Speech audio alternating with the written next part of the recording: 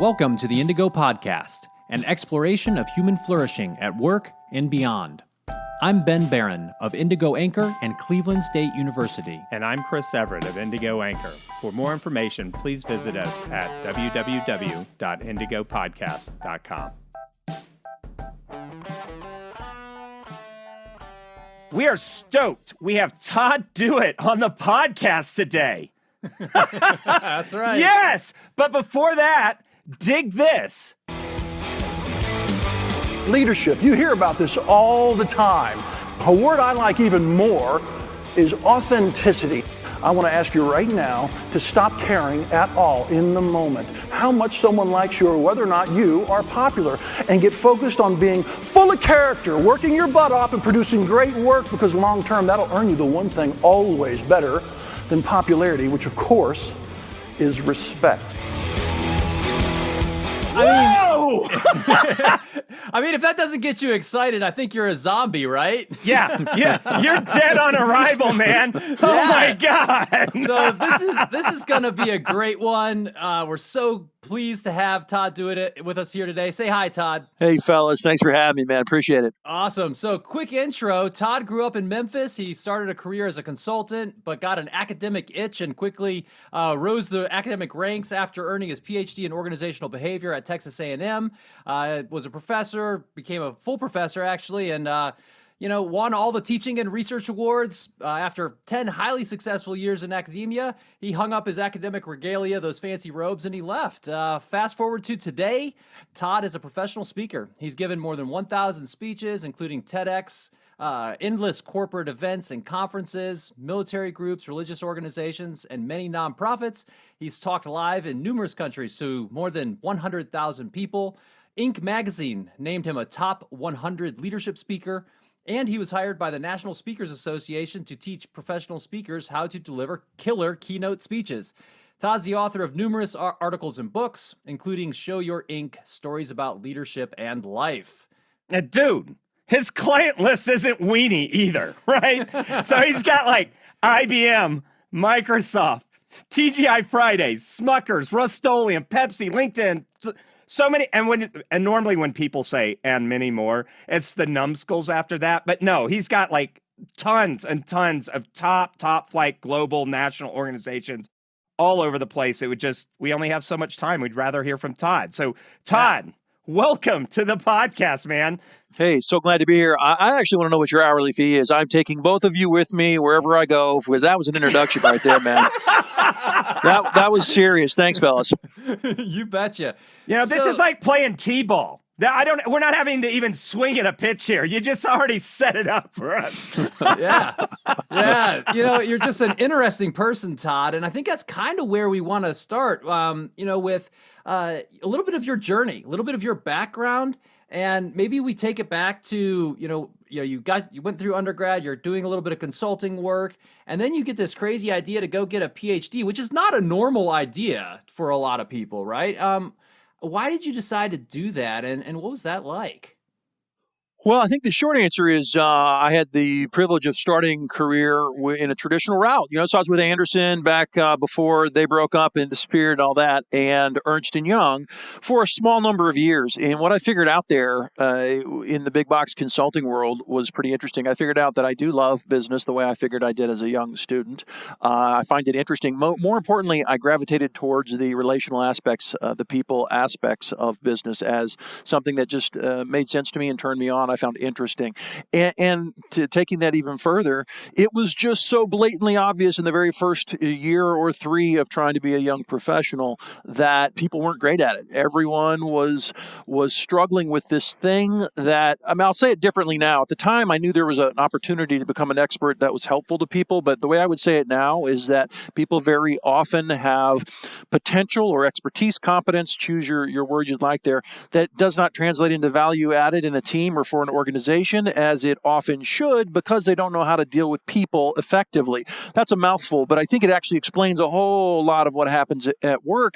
And without being able to say it like that, I had that feeling during the Ernst & Young time, and I realized also I did not fit worth a damn inside of traditional corporate roles. I tend to be loud, honest, and change agent oriented, and the cog in the wheel thing, which I fully respect, if not love most days. I study the cogs and the wheels and the whole pyramid for a living, and I'm grateful to do so. I just didn't personally, I came to figure this out quickly, fit inside that world. And when the idea, to answer your question finally, the idea that I could go find a place that would allow me to indulge in a deeper, interesting, personalized way, my interest in business and relationships without being a traditional member of the hierarchy, if you will, that was immediately appealing long before I even vetted what the heck it meant to be a Ph.D. or a professor. Just the idea of getting to have your cake and eat it too was what hit me. Hey, I love studying these things, and I get to do it without reporting to a boss in the traditional sense every day. That sounded awesome. It is Outstanding. awesome. Yeah. So, you for about a decade, you were a professor. What was that life like? And what were some things you learned along the way about yourself or about life and leadership? It's an amazing job. I encourage anyone who's crazy and has a strong stomach to go that route. I mean, you know this very well.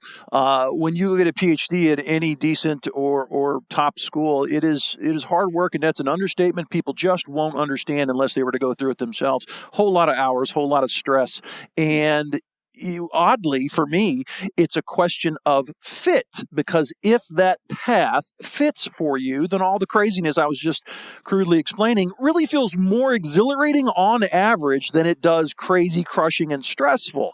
And that was my experience. Hard work, for example, I've never been a mathematical genius. I mean, by definition, I'm above average, or I couldn't have earned a good PhD. On the other hand, I don't love it. It's not my top skill. And it makes my head hurt when I have to force myself to do it, which I do far less commonly today. But for me, there was still gobs of room in that world to really play with ideas in a way you're not able to play with ideas elsewhere. So being a professor, once you survive the PhD, for me, was a license to go play with ideas that you think are interesting and ideas that might be useful to people. And then what I really learned in the first, 2-3 years, I mean, pretty quick, was that the research side of it was something I was grateful I learned. I'm grateful I proved my cred. I'm grateful I stretched my intellectual prowess, all those things that on the dork side I just needed to do to say I can do this. But the truth is, what I found out really fast was that being in a classroom with adults, and I taught MBA students for 10 years, being in a classroom with working adults, half of whom, give or take, were managers, was absolutely where the fit went from good to great, because now I get to do something I didn't know I was world class at, and that is extemporaneous thinking. If you want to coach people, help people, and teach other than just reading a script, which too many teachers do, extemporaneous thought, extemporaneous speaking is immensely valuable, and I didn't realize I had that. So I got this stuff I crammed into my head, and I can pull from it in a very unique way for a person who asks a question, or to tailor a lecture when they take me over to this direction that I wasn't expecting, etc. And that turned out to be more fulfilling than anything I could possibly imagine, and it's the number one reason that I had trouble, real hesitation, leaving the ivory tower. I was a tenured guy for life, job for life, was because I knew I would miss sitting in a classroom with adults, helping all of us get somehow better at this thing we call life and careers. That was so fun. I couldn't believe they paid me, and I had great difficulty walking away from that. Of course, I found other ways to kind of still do that. But what I learned about myself there is that I love the choice I made for a career, and I found a slightly better fit and way to do that, which is to help people in a coaching sense, whether that's writing videos, actual coaching. And frankly, I found out that I'm a hilarious, good storyteller with a personality that unexpectedly, very, very unexpected. Yeah. It sells. When you want people to learn, touch emotions, tell a story, when you figure out how to do that, it's hilarious how they care about the issue so much more. So that became a thing. Yeah, and it's a double-edged sword, right? somebody tell a good story, it can feed the biggest line of garbage down somebody's throat. Don't even get me started, man. The whole world of motivational speakers, which I am a part of and grateful to be a part of, is like many areas of life, man, full of things that are kind of not so interesting, and there's not a lot of depth to them, and I'm being kind, as you can tell. And then there's people that come. I know. If I have a blank look, it's because the cynicism is just going bam, bam, bam, bam, Well, bam. I'll pick on a guy who's probably never going to hear this conversation. I was a guest on some show out in LA once, maybe 5 years ago, and the guest after me on the next show was Tony Robbins, and yeah. I mean, wow for the success, period. Wow for that success. That's crazy. On the other hand, he's just a funny fella, and I love his success, and he's interesting. I'd like to meet him someday, sure. But I mean, come on. He talks about technologies and other things. He's really become an amazing communicator / marketer. He's not what I would think of, which will sound strange to a lot of people as a traditional thought leader. There's no background there that would suggest that at all. So I have a bias. Ben, you get this. Mm-hmm. I come from a certain place, and we all like to remember our history, value it. And I like to say that even though I come off as a colorful guy, the truth is the vast majority of what I share with people is meaningfully rooted in something real called science. Yes. So let's talk about that.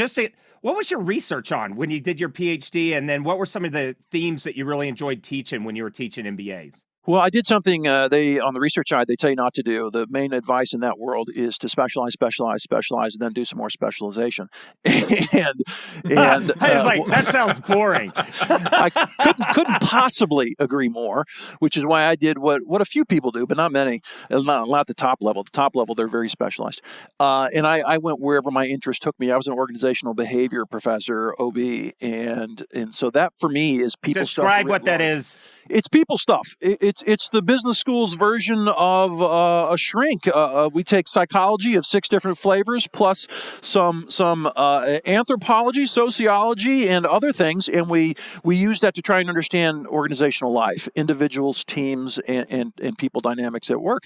And I found that fascinating, and it leads to many answers to your question, because on a research side, I really thought I was going to be a creativity guy, and I chose Texas A&M because they had not one but 2, and it was the only top school I found at the time that had 2 professors, both at A-level publications, studying organizational creativity or employee creativity.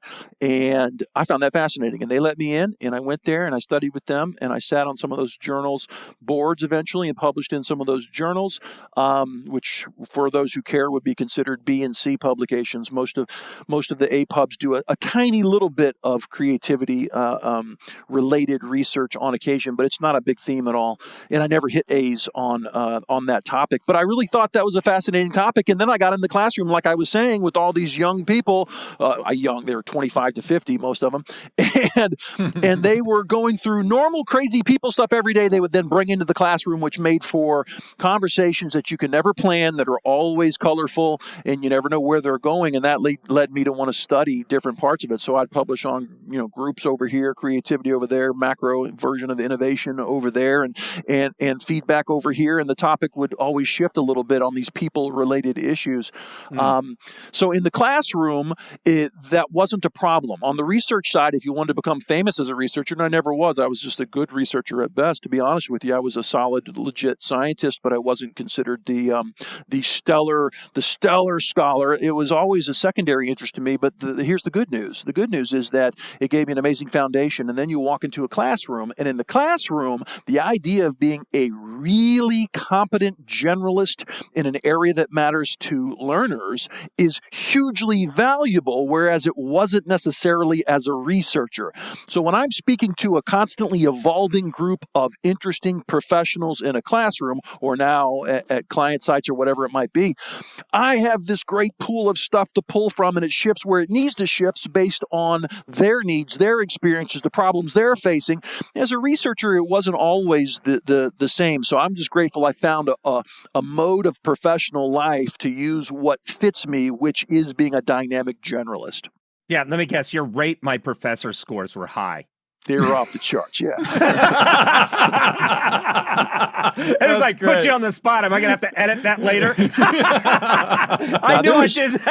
Nobody, Yes. you know this, Chris. You got energy. You would have been fun to have in class, my man. I got to tell you, nobody is universally beloved. We all know this, and I'm no different. I'm popular. That's why I Sure. do what I do for a living. But here's the truth: nobody is ever full-time popular. In fact, I write about that. I got a new book coming out called Live Hard, where I talk about hell gigs and haters because we all have them. And even though I was a heralded professor at my university, Wright State University, that I loved, the truth is, for every, I'll just pick a number, for every 47 out of 50 that just thought, man, that was value added, that was awesome, I'll cherish that forever. There was 3 that were like, I didn't get it, I didn't like it, and that felt horrible. That's life, and you just have to roll. The question is, can you get a high batting average? Can you find a high fit? And I'm grateful to have found that. So.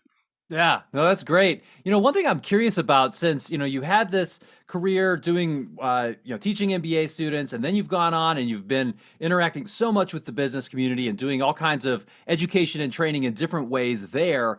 I'm curious to know, looking back on some of that, do you have a perspective or a point of view on kind of the where higher education is going and what's going on there? I mean, for example, is it worth it for people to still go get an MBA? It's a great question. I don't think there's a simple answer, honestly. Yeah. I mean, it truly is a valid question. I don't think there's a simple answer. Here's the only thing I can say simple about the MBA. It's definitely not what it used to be. The supply has gone through the roof in the last 30 years for not so good reasons. Basically, market pressures have changed the MBA in a radical way. So 30, 40 years ago, an MBA was easily twice the number of hours that it is today, for example. An MBA for a person that wants to learn a ton, no matter where they're getting their MBA, and or goes to a prestigious place with massive market value, is still a terribly valuable asset to have, no doubt about that. But the average MBA is not an amazingly motivated learner. They're just another student like an undergrad because there's so many of them today. They're so common. And the average MBA program is good, not great. Now, that's a horrible thing to say according to some of my former colleagues, but boy, I think actually what I said right now is measured in kind. There are, I'm just being honest because I was a dean over an MBA program for a while. And I got to tell you, there is a massively wide variance. And the reason is because the standards for governing those programs has changed very significantly over time. And it's basically been a race to the bottom with hours out of a need to be competitive. Supply goes crazy. People start going online. Hybrid programs become far more normal than full-time in-person classroom programs, which is what I went through years ago. And those are very uncommon today. So they went through that thing I'm describing to where you got to be careful. You got to be a great learner no matter where you go, or choose the best brand and pay for it if you want to get the benefit we used to think about always being associated with an MBA, because now it's sometimes associated with an MBA. That's my honest opinion. But then there's a second part of the answer to your question. We're going through a pandemic which has now exposed and exacerbated all kinds of interesting things in higher education, not just in MBA land, but in general. I've got a boy who's 17, so we're thinking a lot about college right now. The truth is, they've always been expensive, if not overpriced, for the last several decades, and people wonder about the value because. Well, they took, you're going to make this extra money, right? And we'll just do a discounted cash flow, and then they'll set the tuition right there, right?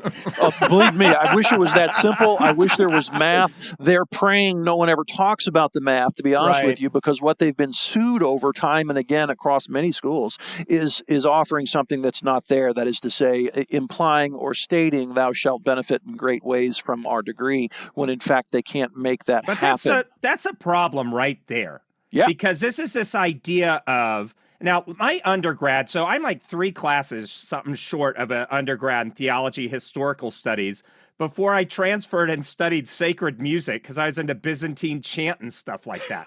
You're really looking for a high-paid job, huh, bud? No, I was 6 years undergrad and loved it.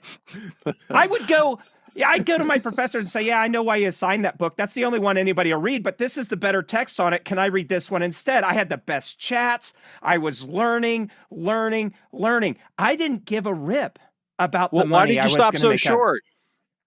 What do you mean? What do you mean? Why didn't you finish? No, I did. I finished with the music degree. I needed to go ahead and graduate. I went to Nashville. I played music, and I decided to get my master's in accounting because I had all these business questions. You know, I'd been in the National Guard, So I kind of had this leadership teams thing, practice, and I wanted more of a quantitative side of business. So I studied accounting. I've met very few fellow students, right, that were just like, oh my God, learning is so fun. I just can't wait to read this stuff. Let's go ahead and say something controversial, shall we? I lean left, by the way, on a lot of issues, especially social issues for those who care. Not that it matters, but this little context for you. Higher ed has got a large a base of people who support it, which makes me very happy. I like education a lot.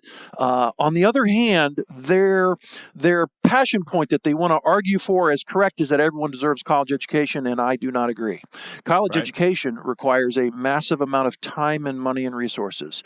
And the idea that with a country our size, everyone somehow has that right is absurd economically. I think that it's on its face obvious, and I'm in the minority. Most people, especially on the left, absolutely think that should be a time-honored right, just like healthcare, which we all still dream of in certain ways. No, it shouldn't be. Professors, guys like me, are all six figures, and there's lots of us to create this thing we call a university, right? Education. And then you got to hang out forever. It's expensive. It's crazy. I don't think we're supposed to have everyone there who is there. In fact, I could pick on universities. I could talk about how beautiful they are forever. I love education. It's what I do in a different way now. I'm going to be an educator till I die, that's for sure. On the other hand, the number of questionable things they've done in the last 50 years is hilarious. For example, just to keep the supply growth of students coming onto campuses, an enormous amount of U.S. institutions anyways, I'm not sure how this played out in other industrialized countries, created what's called the University College. That is a new college on the university, a place where we will put what? Students who could not get the entrance requirements for the business school, the med school, the law school, the engineering school, whatever the school was they wanted to get into, they didn't have the courses or the GPA. And who wants to tell that paying student, get off campus, you didn't make it? So we create a new college on the campus. Your money's green. Come on We in. like your money. We're going to create something just for you because we love our customer, which is a beautiful idea, basically. But sometimes we love that idea so much it makes bad decisions, such as stay here, let us give you a degree. Guess which college grew more than almost any other on every campus in the last 30 years? The University College. People with degrees that are quite literally, admittedly, an amalgam, as opposed to having a degree in writing, history, business, whatever it is. It's an amalgam. Hey, you got the hours. It's not about courses anymore. You got the hours. We will call you a degree. Just like the engineering student or any other traditional college student. And that is, on average over time, one guy's opinion, a problem if you want the value of the degree to matter. Right. So before we're going to shift to what made you leave being a professor, but let me get you to resonate on this real quick. Sure. Stuff like calculus, college calculus, the humanities. There's so much of that kind of knowledge that can be like MIT doesn't have a secret calculus book that no other school has. But there's a standard you have to be able to hit to get some of that knowledge. Like when you come to Nashville and you're going to do an audition, nobody says, did you go to Berkeley or, Tennessee State University School of Music? They don't even care if you came to Jim Bob's practice shack after you did your day job plumbing.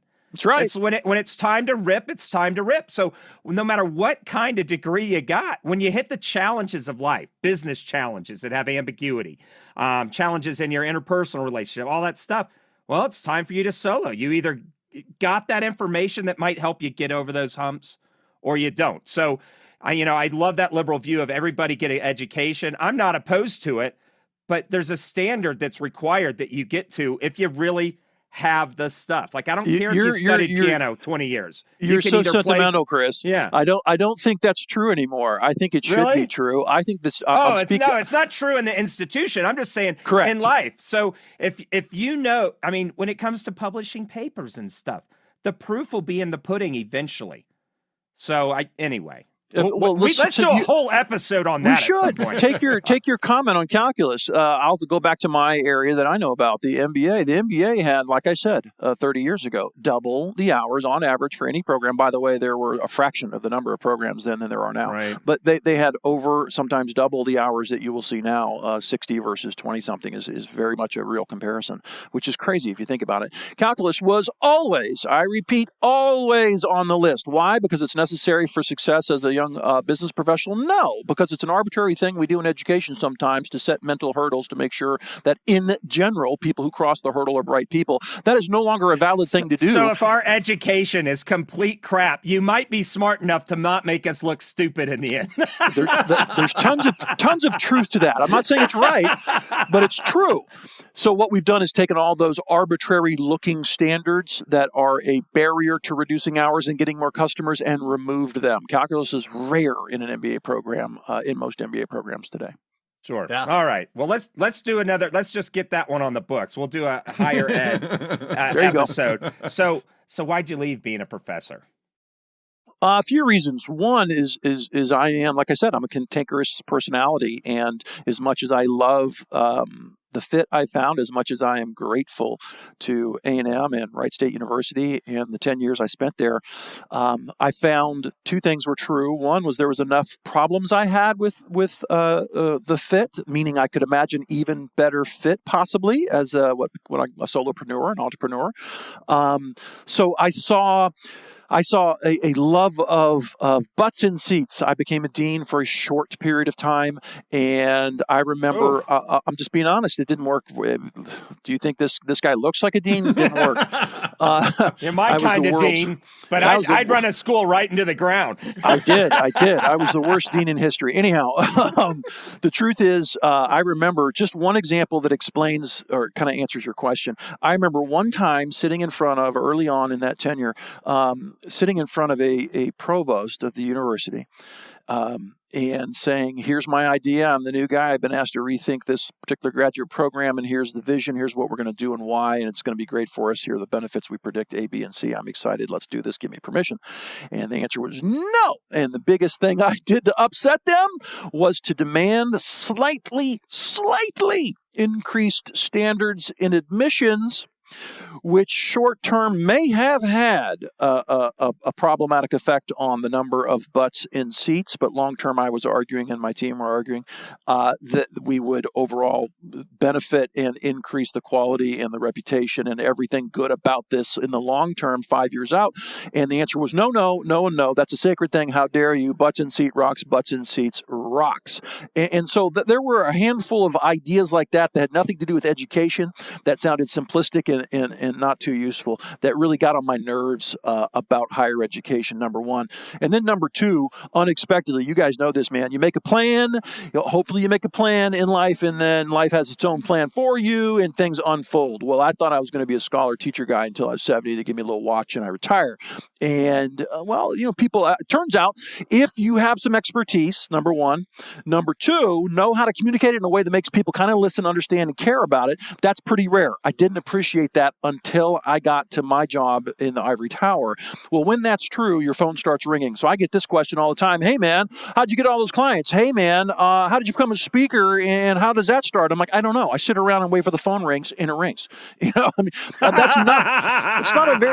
not a sexy thing to share with someone, and it sounds horribly indulgent. I know that. Guys, but that's I been put my pants on one leg at a time. But then I go make hit records. Right. I got up and answered my emails. That's how.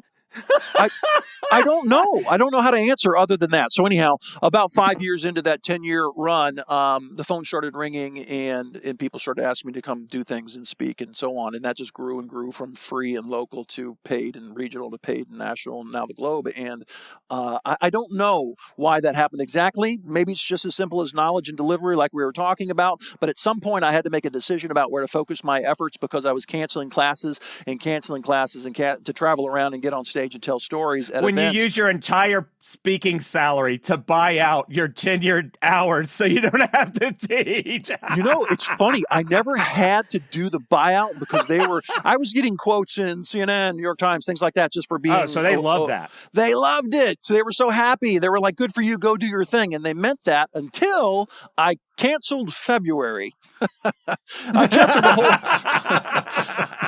I I canceled a whole month once to go do a whole bunch of things, and that's the first time they said, look, we got to talk about your focus. And then a strange thing happened, and I won't tell you the whole story unless you want to hear it. I'll give you the 10-second version. My ex-wife / really good friend and the mother of my 2 kids was living in Dayton, Ohio, where I was being a professor. And she had a strong desire for growth opportunities for the kids and for herself to move to Houston, Texas, where there was family and friends and better culture and business opportunities and all kinds of things.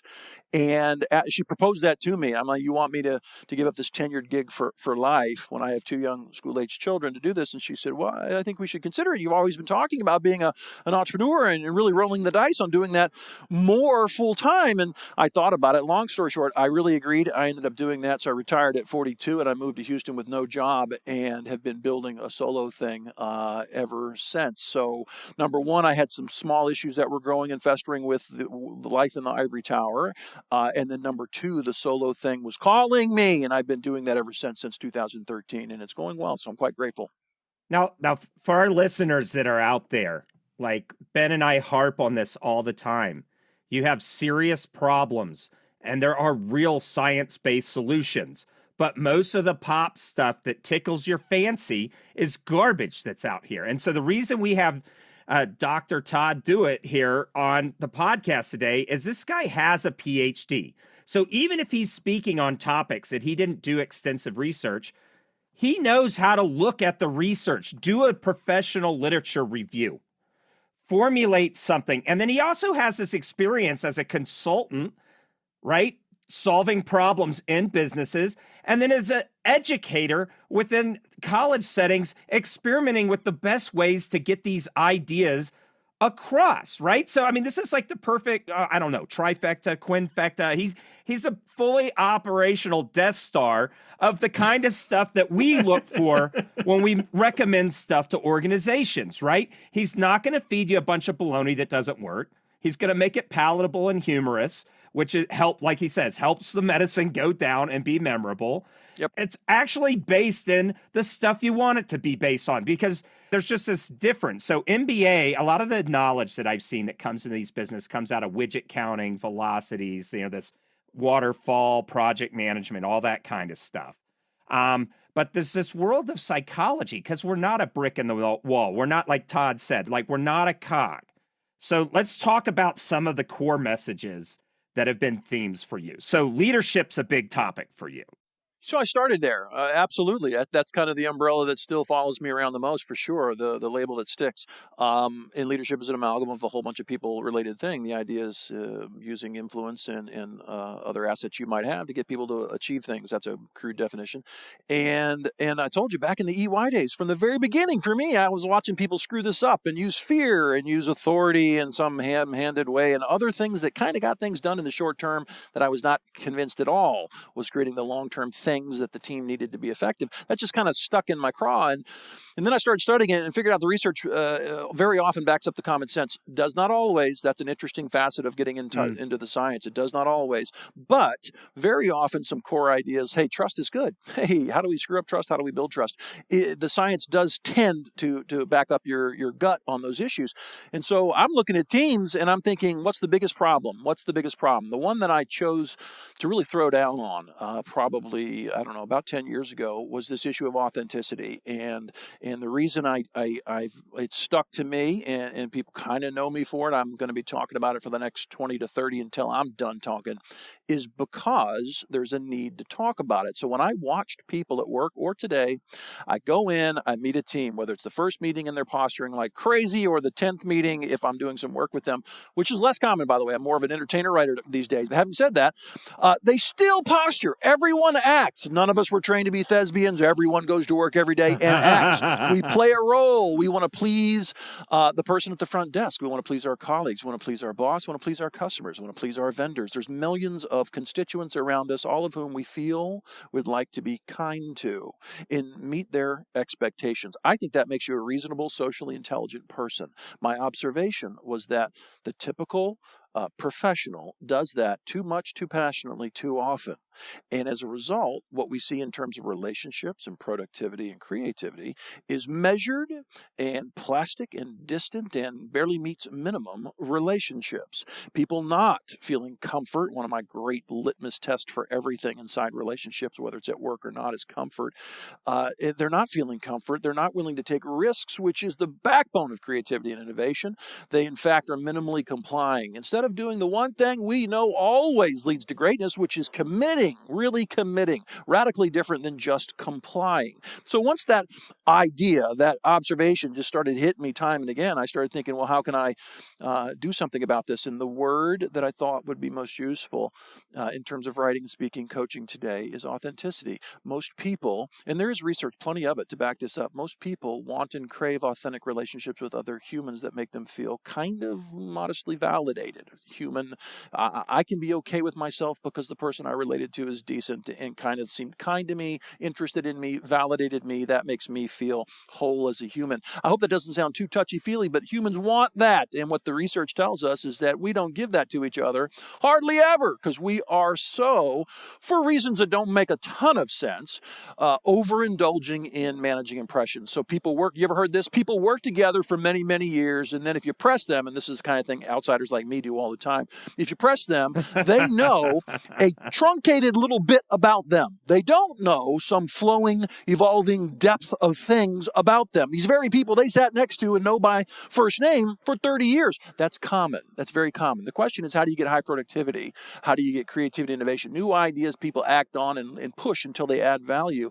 And you don't get that with those distant, measured, fake relationships, and work is dominated by that fakeness, and it drives me nuts. And so I've been a troubadour for authenticity for many years now.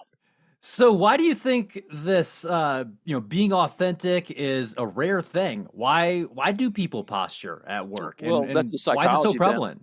Yeah. You know that, man. We all have insecurities. The question is what variety and how much. And because that's true, and we're all bringing that into a group setting, now you've got this potpourri of ridiculous insecurities at all kinds of depths, and everyone can sense that without knowing how to articulate it at all. And so the common response to that is to clam up and or manage impressions, become more risk adverse. Those are very common reactions to that human reality that we keep inside.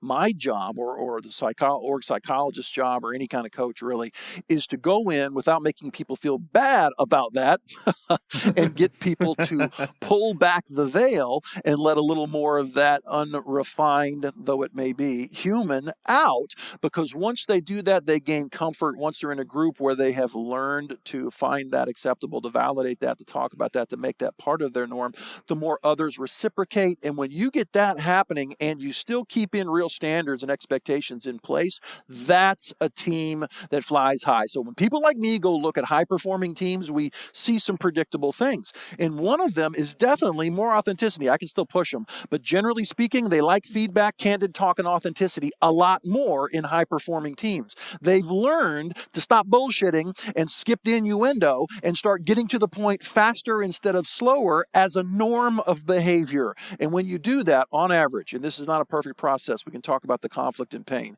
but on average, over time, when teams learn to do that, you should expect higher results for sure. Yeah, yeah. So what would you say to a leader who says, I buy it, Todd, like this authenticity thing makes a lot of sense. My team doesn't do it. I probably, if I'm being honest, haven't done it myself. How do I start that? And it seems a little scary maybe. Yeah, it's definitely scary. I get claps and claps and claps, and then people pull me aside and go, so let's talk about the reality here, kid. And now for the rest of the story. The Paul Harvey there. Yeah. There's a downside, which we can talk about in a minute if you want to. But first of all, the scary jumping off. How does one go from wherever we are today to something that looks more congenial, authentic, open, and unfiltered? Well, you start is the short answer. So let's get into a little more fine-grained answer than saying, hey, just start. For me, power is immensely important at work, and people higher than you in the hierarchy have more than you by position, and whether you like it or not, whether you know it or not, very often people don't know it, that affects people. I mean, in a visceral way, power invested in a position affects people who are beholden to that power.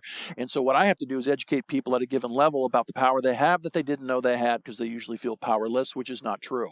And then once they know that, they realize that their model is everything. The answer to your question is you got to start, because if you don't start as a person with power over others, others will not reciprocate. They might, but it's rare, and you're not going to plan on that. On average, leaders lead the way, model the way. That's the short answer. So how do you do that if you're scared, like you guys kind of knew some people are? Well, it's toe in the water. I never tell people, hey, you show up Friday in your three-piece suit with your business-only conversation, blah, blah, blah, and then Monday you show up in a Grateful Dead t-shirt and jeans and start using cuss words. You don't do that. You'd never do that. That's an abrupt, crazy thing that will make people assume you're having a midlife crisis. Instead, toe in the water a little bit, explain it, laugh about it, let them react to it. After the third time you do that, they kind of gain comfort. They see it as a real, genuine thing you're trying. Then the reciprocation starts and a new dynamic begins. It is a slow, little bit at a time process of building comfort with a little more human interaction, not just pure business interaction. But when you put the two together, I'm not saying you got to be best friends. That's not true at all. But when you put the two together, a little human interaction, a little positive personal interaction with the business interaction, that is very often a lubricant that makes teams far more interested in change, improvement, creativity, and innovation. Yeah. And, I think it's really interesting about that too, is that in order to kind of start that whole process, any leader has to kind of by definition start behaving in a way that's a little bit socially deviant, right? You kind of have to start acting in ways that are perhaps a little odd, or at least at first, right? Putting that toe in the water. And one thing that, Chris and I have talked a lot about, and we see in organizations that we've worked with is, people are sometimes so scared to do that, or, there's a cultural norm where, if you have any kind of idea that is outside of the boundary of what's acceptable, you're considered an organizational heretic. But we kind of think, long live the organizational heretic and the reasonable social deviant, because that makes a lot of difference. It's not just making a lot of difference, it's utterly essential. You didn't know it, but you're setting me up. So my book that's about to come out is called Live Hard, and it's utterly dedicated to that topic. It's about living fully. It's about embracing principled risks and supporting creativity and innovation. And one of the chapters is the price of deviance, because, anything good that happens in terms of change in organizations started with someone ruffling some feathers somewhere. That is almost always true. It's rare that someone says, I see an opportunity for change, and people feel unthreatened and excited about it, and we hold hands and get it done. No! Almost always it ruffles feathers, it goes against norms, it makes people nervous for a variety of predictable reasons. I'm going to lose power. I'm going to have to do more work than normal. This could fail and make me look stupid even though it wasn't my idea. And I could list 30 more that make people stop in the moment and not support an idea that might have a lot of merit. Being a deviant, I kind of build my career around this, to be honest with you. Being some sort of iconoclast, outspoken change agent, a deviant, is fun. It is the backbone, the kernel of innovation, and it is absolutely dangerous. It's not for the lighthearted, man. There's risks involved. For every 3 people that love you, there will be 10 that go, that guy's a pain in my backside. And the question is not, is that true? The question is, how do you feel about that? Because that's the truth. Yeah. And I'm glad. So the Live Hard, I think that's a title that will sell. But what I find interesting in everything that you say, you go raw with a big title, right? And then motivates that change. People feel that call to action, but then you follow it up with all this freaking responsibility. It's not, you're not taking a chainsaw to people in your organization, Freddy Kruegering everybody around. There's bodies going my organization's a disaster, 80% turnover, but look at me. I am Spartacus. No, it's what's the word? It's a thankless role in many, many ways, because what happens, and I love talking about this, I really do. I'm so glad you're giving me a moment to talk about this topic. It's really fun. It's where I started academically. It's where I've come back to now professionally. The truth is that we love to herald champions in the popular business world.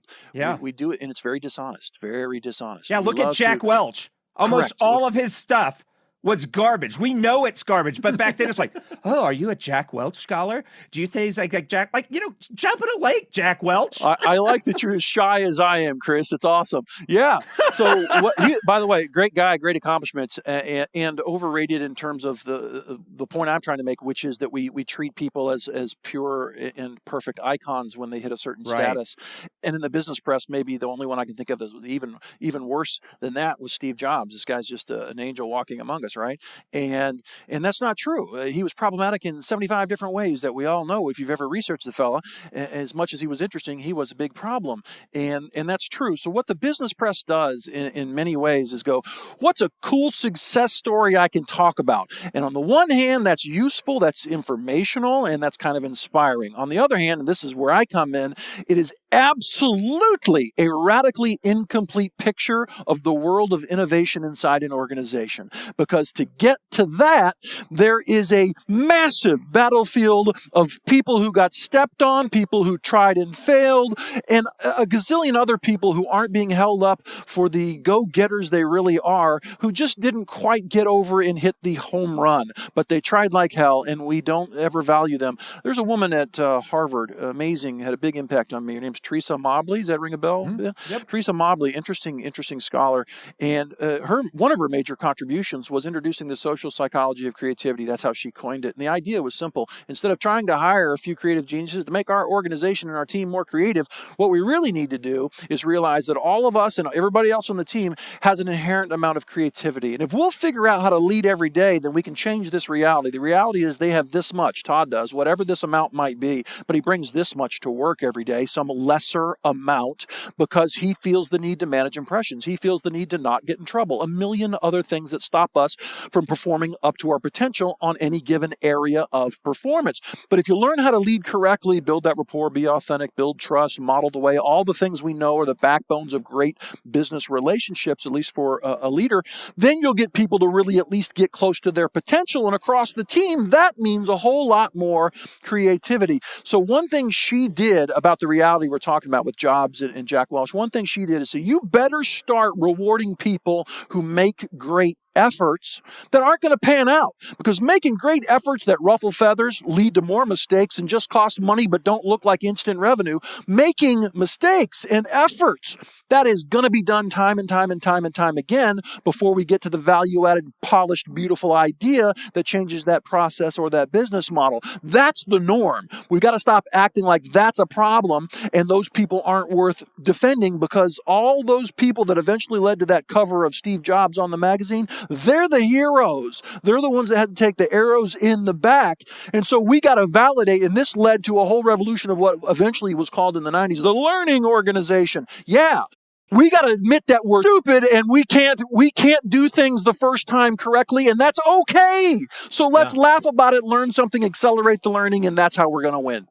Yeah. Yeah. No, that's great. One thing I'm wondering as you're talking about these ideas of creativity and social deviance is it seems like these things are even more perhaps important in a time of ambiguity and uncertainty. And I think a lot of leaders right now are dealing with a lot of that. Obviously, in the last 4 months or so, we're recording this in the end of July 2020, dealing with COVID, as well as issues of racial unrest and changing types of ideas in that space.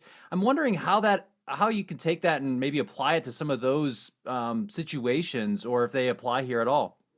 Well, I not surprisingly, that's why I'm in this business. I have opinions on that, Ben. Thanks for asking. There's an old political maxim that is really worn out and worn out for a reason, because it's valuable and it applies to your question, which is, never waste a good emergency, or some version of that. Never waste a good crisis. Yeah. Has been said many times. And there's an organizational corollary that's just awesome. And the idea is things are tough. Great. Well, making changes you thought about but haven't yet fully acted on at all become a little bit more easy to act on during difficult times that have just hit us, as opposed to when things are going well. That's a really interesting idea to get your head around for a while. about, but it tends to be somewhat true, at least in my experience. And I think that right now with this pandemic, where we've been forced to do things that are unconscionable, the numbers of people working remotely, for example, it's just unconscionable a few years ago, really gives us some opportunity. Here's one of them, and this is hard to say without sounding like a bad person and a simplistic business person, and I'm not. I'm pro people within business times 10, but I'm going to say it anyway. We have watched businesses be forced in large numbers that are horrible to let people go as their businesses have suffered thanks to the pandemic. That is horrible in a million ways. I could talk about how the government and the companies maybe should ideally respond to that. But one of the many answers is that this is an opportunity for them, one they didn't ask for, but they probably should use, even if it sounds difficult to say, to reevaluate their bench, to look at their talent, who should be let go, who should be retooled and reassigned and put over there in a different role, who should be hired. The idea of making, let's say, significant instead of small changes to our talent pipeline does not come around often. And when you have an opportunity, I'm talking usually once in a decade maybe for a company, to make in a short period of time, a large change to the talent pool, that is a ridiculously rare thing. So yes, there's a need for love and compassion. I could go on for that forever. But right now, just as one example, they should be using this as an opportunity to reevaluate not just strategy, which is obvious, but the talent that's supporting it as well. Talent operations strategy. All of them should be up on that big, clean whiteboard more than ever before during crises, not during good times. Yeah, yeah. Another thing that you talk about, and I think is related to all of these ideas, you talk about this in your speaking as well as in your writing, is this idea of character, the Sure. importance of values.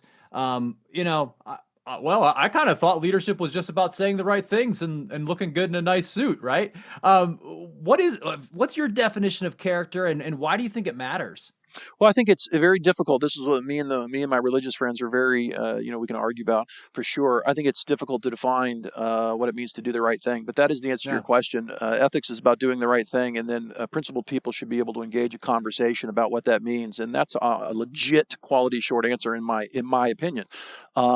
So there's a prescribed answer to that in certain areas. Religion obviously comes to mind, but inside organizational life, you have norms, you have precedents, you have rules and regs that have been created. Some are dated, some are fresh. You have governance issues within the industry where you operate. So there's many bases that you might look to start answering that question. The short answer is, what does it mean to do the right thing? And I'll give you, I believe, this is not going to shock you, I believe in common sense in busy people. This is what I learned. I used to try and preach the first couple of years of being a Ph.D. with big 4-syllable words. Look at me, man.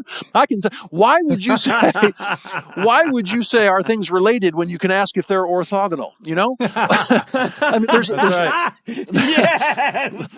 there are many ways to show the big words So what I've done is abandon that radically, and here's why. People are very busy, and busy people need simple places to start thinking if you actually want them to hear you and make possible changes, and that is so, so true. And so I like to be simple with people. When I think about ethics, I go, hey, how about the sunshine test?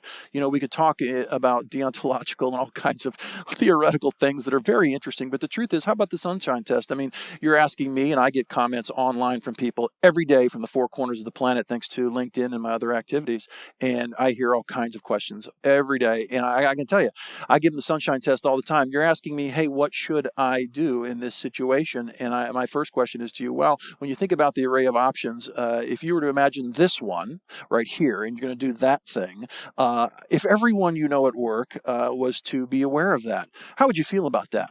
Okay, good for you. Now, consider that same option if your family, and especially your mom, was to know that you were going to go with that choice in this situation. How would they feel? Okay, now, if your same choice, was in the newspaper for the community to read or online for the world to see, how would you feel? That's the sunshine test. There's many versions of it. So I like simple and practical because, to your point, bringing it up, it matters. What we know is that in systems of people, we sometimes will push to a secondary burner thoughts of ethics, morals, values, and related notions.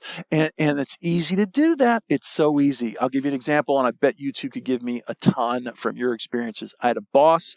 This is a big consulting firm years ago, came to me, wanted to see my timesheet. I was filling it out with expenses, simple thing we did for many years. I know some people still do.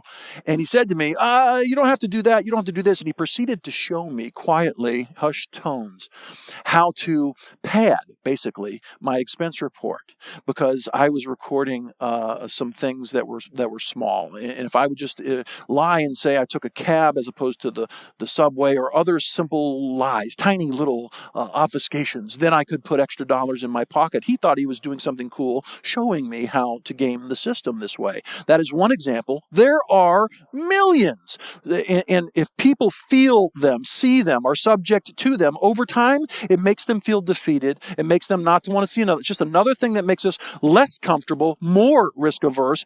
Goodbye innovation, goodbye productivity, hello minimal compliance, all those things that are uninspiring about work teams. So I'm all about the sunshine test. We're supposed to be loud and proud about these issues because the more people are talking about them, the less our worst selves will ever feel comfortable showing up at work. Does that make sense? Right. So, I mean, we talk about bringing your whole self to work, which I think it was the LGBT community really helped bring that to the forefront, which I'm a big LGBT ally. They've made our society, their struggle has made everybody's life better, even if you're not in that community. Our society, our globe is better because of that. But let's talk about bringing that whole self to work. You know, what does that mean? And what do we do with the shysters that, you know, they're just really a real piece of crap and they're bringing their whole self to work? Because you we get don't want your whole self sometimes. Right? You know, it's like, wait, we actually wanted you to take your whole self out to the back parking lot and leave, right? But it's this idea of, you know, a lot of people, you know, if you're a rank and file worker, .NET developer, and then you just watch all this unethical shenanigan crap. And then the head of HR is like, let's bring our whole self to work. And you're like, I don't know, resonate on some of that. Yeah, I mean, it's a great point. I love your example. I'm a huge ally as well. I think about young people, women, minorities, LGBT, et cetera. These folks are frontline for having to push harder than the rest of us to try and improve us, and they have my heart for sure. So the truth is, I laugh when I hear people talking about bring your whole self to work, because none of us are perfect. So why would we want to let all of the disgustingness out at work? I'm just being honest. I think the point that people are trying to make is actually a great, amazingly important point that jives with my work for sure. And that is that we're supposed to bring more of the real us to work. And that's just undoubtedly a useful thing to say. But guess what? We're all imperfect. And some of us, to your point, are wacky on a regular basis, whether that's being unethical, unpleasant, or somehow inappropriate in the eyes of others. And so, yes, you've asked me without asking me, there is a downside to authenticity. There are some people we know, please don't name them, gentlemen, who we don't want to hear more from. This gets into several issues if you want to talk about how to manage that. One is how we hire. Two is standards of setting expectations and performance and accountability. And if those things aren't, let's just call them optimized, then you would expect to see imperfect talent on the bench. That's normal. Jack Welch, you mentioned him. One of the things he said that I did enjoy was, hey, everyone hires imperfectly. I'm paraphrasing badly. Everyone hires the wrong guy sometimes, and that's not evil, and you're not bad as a result. What's bad is doing nothing about it, so let's go correct that as quickly as possible with compassion. And that is a brave thing to say. And I say the same thing. Others have gotten famous. Robert Sutton out at Stanford, he got famous with the, forgive my French, the no asshole rule. That was a book that was a bestseller for him, and a point that many people for many years had made before him, but boy, he said it better than the rest of us. And the point is that standards of behavior, not just standards of performance, absolutely matter. And your job, and this is where life gets hard at work, whether you're a formal leader or just a .NET developer, to use your example, is whether or not you're going to call it out when you see it.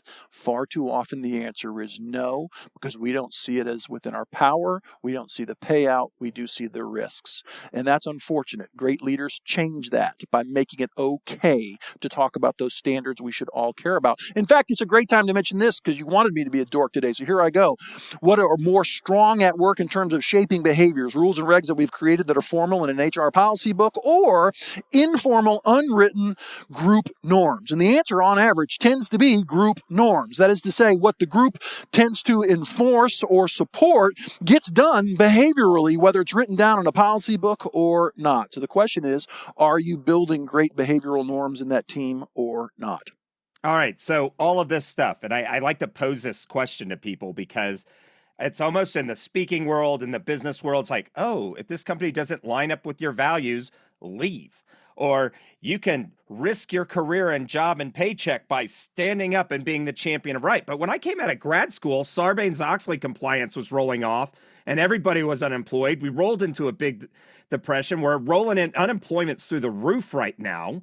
Sometimes you just have to, bend over and take it in the workplace of life. So for those when there's structural unemployment and you're just glad to not be on food stamps, and there's nothing wrong if a listener's on food stamps, but right when we have these crushing economic things, what's the best way for an ethical way forward for a person to navigate when they're just trying to survive? Yeah, it's a great question. So the truth is sometimes I have to, I speak in generalities to everyone who are professionals or everyone who are managers. And sometimes I have to tailor it to a segment. So let me start answering by giving you this tailored response, which is your goal. I say this to young people all the time. Your goal is not to be a graduate. It's not to be necessarily CEO if that's not your dream, but you definitely want to be way above average as a performer. I like to say a 15 or 20%er. You really want that to be manifest in different ways, from the promotions, from the quality of the network, the ratings, the raises, etc. Because it is not necessarily fair, but beautiful if you're in the group, in-group privileges, right? If you're in the group, it's beautiful. The latitude you are given to speak up and do what you want to do when you are a high performer. That is a universal truth for almost every high performer I've ever met. I'm not saying it's fair. I'm saying I've seen it a million times. I've experienced it many times myself, and it's a beautiful thing. So figure out in a given performance context, wherever you are in your career, what does it mean to be a 20%er? What are those indicators? Give yourself a 3, 4, 5-year plan to make sure you do anything you have to do to be recognized as a top performer, because then you're insulated from almost everything that everyone is scared of and hates. I'm oversimplifying, but trying to make a good point. Then there's the rest of the people. And you know what? You said it difficult, and I pride myself on being straightforward with difficult things as well. Sometimes you got to bend over and take it. So I get this question a lot. Hey, I'm working in a toxic situation. What do I do about it? And so I start probing with coaching related questions, just even if it's just an email exchange, and go, okay, well, so let's talk about your status at work. How long have you been there? What is your status? Oh, you say it's good. Great. So what are the indicators it's good? I want to know, what's the objective data? When's the last time you're promoted? Were you promoted relative to others, fast or slow, etc.? I want real data. I want to know where they are and whether or not they're full of it or serious when they tell me how they fit into the status hierarchy there at work. And the truth is, if they're not clearly giving me answers that indicate, oh yeah, they're a 20%er, which would require a very different type of answer that talks creatively about how you're going to go leverage the asset that you are, I have to give a different answer. And that answer is, okay, so what you've got to ask yourself is, have you taken the risks? Do you want to take the risk to change the situation? For example, if your boss was the source of the toxic culture, do you have any reason to believe that there's a conversation or multiple conversations that's going to change the tenor of this relationship? What is the topic, or 2 or 3, but probably just 1 or 2, that you're going to bring up in that conversation? When would you do that? Where will you do that? Should it just be you? Should it be you and others? There's a million little things to consider if you want to be intelligent about taking risks to change the nature of that situation. And there are risks, and we have to talk about that. And if they don't want to take those risks, I do have to respect that. Here's one, right? I know my boss. Everyone else thinks they're a jerk. That's one of my favorite questions. Is this just you, or do other people come to you and you guys actually all see this the same way? That's an important question. And if someone really is part of a group that sees this the same way, well, then I know probably that this is a problematic boss. And under those conditions, you got to ask yourself, what is the reasonable expectation for how long you will be with that person? What is that? Because if it's 1 or 2 years, you are not wise to make significant intervention type efforts right now to change that deal. Are you on a trajectory that's going to separate you from this person in the next year or 2 or 3? Well, then why would you take blowing up risks around conversations that they're not going to love? On the other hand, if you might be stuck with them for a long time, you've got to ask yourself, can I change it? How can I change it? If you don't have a good answer there, then you've got really difficult questions about what it means to cope, or to use your phrase, you got to take it sometimes. What does it mean to cope effectively? I don't want to encourage this hardly ever, but sometimes you got to disconnect. And I don't want people to disconnect and do the minimal unless they're also really working hard to find their next play. What is that? That's networking. That's the resume. That's going on interviews. So can you create more and more opportunities so you're not stuck any longer than necessary? So there's not a great answer in the pandemic at all. So many people are forced into the gig economy that just were happy cube dwellers last week. What can they do? They should, number one, work on that network. Number two, and it's really close to number one, they should be consuming learning in a way they haven't for the last 5 years, big time. Go on. I'm obviously an advocate of LinkedIn Learning, but there's many other platforms as well. You should be cramming your head full of so many good things that you're just excited about what you're learning so that you can envision more opportunities and start to see paths forward to make them happen. I'm not saying it's easy. I tell them, to wrap this rambling answer, I tell them the same thing I remember telling my MBA buddies back in the day when we were all getting rejected more than we were getting job offers after the MBA. I said, look at you. You should be proud of that wall of rejection letters, which we were. It was a badge of honor because you know what it symbolized? Us doing the work, because sometimes when you finally get that breakthrough you're dreaming of, it doesn't just happen. It happens because you worked your way through so much and learned so much to get there. So what I say to them is it's not going to be easy and you got a lot of work to do, but it can be done. Yeah, I because this really resonates with me. Like, I punched the freaking economy in the face bloody until it gave me a freaking opportunity. And it's not like I didn't know how to do it, because I was a working musician. I knew how to get daggone gigs. But when there's structural employment, and I would just want to say this to our listeners, be careful of that pull yourself up by your bootstraps. So frictional unemployment means there's a job out there, you just don't know where it is, or it's in another state, you can't afford to get to it. Structural unemployment, it means if you took every beating heart that wanted a job and could put them into any job available, so you could take a janitor and stick them in a rocket scientist role, that there's still a gap. And so we have to have empathy right now for our fellow people on the globe as we go through this. Don't be a jerk.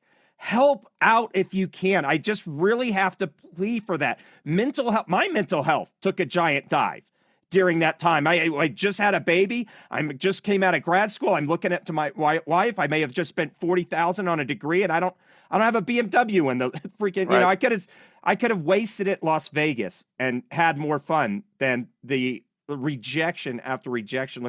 So please, listeners out there, if you can do anything, if you're in a HR role, do a better job about promoting your roles. Reach out within your community. If you're in a place of worship, give to a food bank, volunteer. If you're a single person and can maybe take somebody in, like a buddy from college, think about these things. Like in a crisis, during the world wars. Sorry, I'm just going on the soapbox. No, man, I love this rant. Go. During the world wars, we came together. Rosie the Riveter, ladies were like, it's not a traditional job, but I'm going to learn how to daggone weld. This is a time. Yeah. And you were talking about this, Todd, and I got really passionate about it when you were talking about it, this is a time for us to reinvent how we do community, culture, society, organizations, all of this stuff. Let's not let a good crisis go to waste. These social issues that are going on in the United States right now, let's take it to the moral right place. I think that there's a lot of people who agree with you. I'm happy to get off topic for just a moment and talk about this. I think there's a ton of people that agree with you. First of all, every human you're going to meet has got issues that you just can't fathom. That is so true, so true, so true. And you should care now more than ever. I couldn't possibly agree more. I can't tell you how many freebies and pro bonos and other things I've been trying to do to walk that talk for sure. There's a lot of research, and we have wacky politicians on both sides and a media that's questionable no matter how you feel about it. And as a result, they don't tell you this. There's plenty of research out there that suggests that a strong majority, often a 2/3 majority of our population across these allegedly different ideological groups really are on the same page about a variety of things. For example, the need for better infrastructure and roads, the need for better education for our kids, and all kinds of issues that often are used in very, very divisive ways. There's actually strong agreement in the U.S. population. Yeah. And we're not allowed There's in all the studies. Yes. So there's a real basis to have optimism about your plea, and it's sad that so many people with power won't act on that for reasons we can speculate. And we don't have to wait on them. And that's what I'm saying. So if you've got extra room in your house, you're a single person, but take a buddy who's out without a job, bring him in. That we don't have to wait. We can show this leadership ourselves in our daily lives and the way that we execute.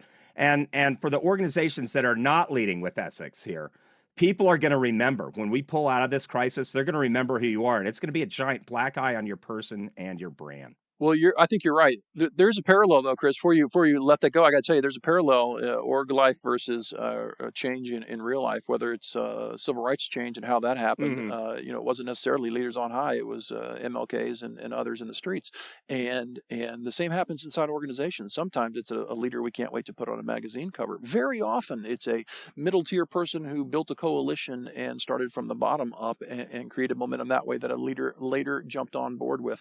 To your point, we don't have to wait. We can start where we are and attempt to plant those seeds. So thanks for saying that. And collectivism's not going to get it. Retweeting some woke thing from Twitter, start doing it. Go down to your soup kitchen. And because I just used to do music ministry work, and everybody would come to the church. But when it came time to man the soup kitchen or Meals on Wheels, don't get me started. Nobody'd be there. And man, if you're really passionate, right? And I know some kids want to go work with non-governmental organizations overseas and all that stuff, and they tend to get rejected because they don't have any life expertise. Like, well, can you build electrical infrastructure? No? Okay, sorry, that's our needs right now. This is a time that the NGO is here. It's you and your community. Well, that's an interesting way to say it. You should blog about that. Make sure people see it. You are an NGO. Run with that concept. That's interesting. All right. Yeah. I just feel so passionate. Ben, go ahead. No. So, I'm sure we could talk for hours about this stuff. I'm loving this conversation. It's awesome. I guess just a couple questions as we start to wind down here. How do you, Todd, stay fresh and energized? I mean, I don't think you have a big problem with energy. I think you're doing pretty well in that department. But just in general, what keeps your ideas going? And because you speak a lot, and after you talk about certain topics a lot, how do you keep it all fresh? Well, I try to stay diverse in what I consume. So I love books, I love movies, I love podcasts, and I love the news. And so I read the left, the right, the domestic, the international, and I'm that guy who intentionally watches a genre he doesn't enjoy in a movie just to see how it makes him think and feel on occasion. Nice. I think there's plenty of research in cog psychology and other places that suggests that when you jar yourself into little bits of stimulus, to enjoy little bits of stimulus that you don't normally enjoy, that it changes how you think. Long story short, one of the proactive kind of prescriptions for creative thought in general is that you got to mix up those routines that dominate our lives, and believe me, they dominate our lives, and they give us great efficiencies that we need. On the other hand, they become ruts very easily, and so I like to digest broadly and diversely. I like to listen to voices that consistently. I love NPR, for example, but I always make sure to throw in something including Fox as well as NPR, and then the BBC, and then Irish Times, who knows. I like to mix it up on purpose to try and get that much closer to whatever the truth might be by looking at different perspectives. And I think that simple, honest take, I just admitted, number one, that I can't know the truth as much as I wish I could sometimes. And then I'll put out effort to try and get closer. I think that's missing from so many people. And as an educator, I'm trying to get others excited about that idea. And it does start, by the way, to answer more than you wanted, Ben, it does start with laughing about, and I do laugh about it, how little we know and how we don't know everything. If more people had that orientation, we would see so much less strife, left to right and otherwise, old, young, black, white, all the strife that we see. We would see less of it. I'm convinced of that if we all kind of began with, I don't know much, and this is what there is to know, and I know that, and greatest thing I ever learned 10 years in college by far is how little I know. That is an empowering notion. The only question for you is how you feel about it, because it's true. Yeah. So, I guess there's just one last question that I have for you, and kind of let you have the last word on this one. I'm curious to know, is there anything that you know now that perhaps you would have liked to have known 10 years ago or so? Yeah, I think I was still of the opinion 10 years ago, and I don't want to say something too negative about the human race, but we are a difficult lot. I think we can agree on that.